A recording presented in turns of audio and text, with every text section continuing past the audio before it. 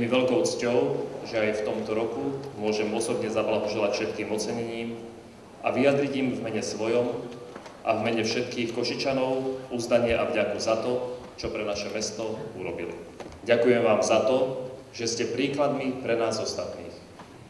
Príkladmi krásneho vzťahu k ľuďom, mestu a spoločnosti.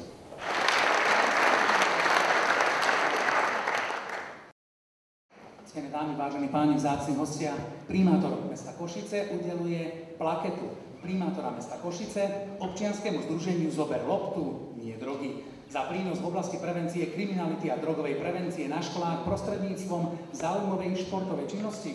Prosím pána Damiana Exnera, riaditeľa združenia, aby prišiel prevziať ocenenie za kolektív.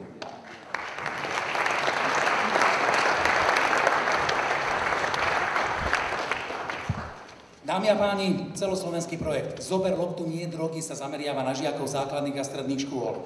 Na základe výsledkov a výstupov prevencie kriminality a drogovej prevencie sa preukázal ako prospešný vo všetkých obsiahnutých regiónoch.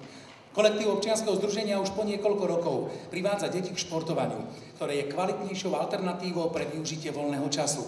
Zároveň cestou zábavy učí mladých ľudí komunikovať a dobre spolu vychádzať bez ohľadu na vek a pohlavie. Podieľa sa ďalej na budovaní pocitu spolupatričnosti prostredníctvom miešaných družstiev bez ohľadu na vek a pohlavie.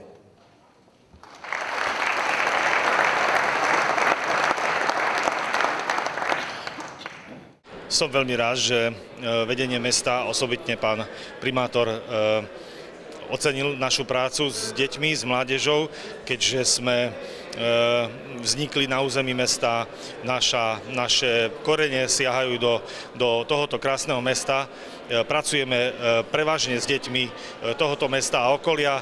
Som veľmi rád, že sme boli poctení touto odmenou a ja verím, že svojimi výsledkami dokážeme vedeniu mesta, že si to ocenenie zaslúžime. Je to podľa môjho názoru jeden z ukážkových benefitov pre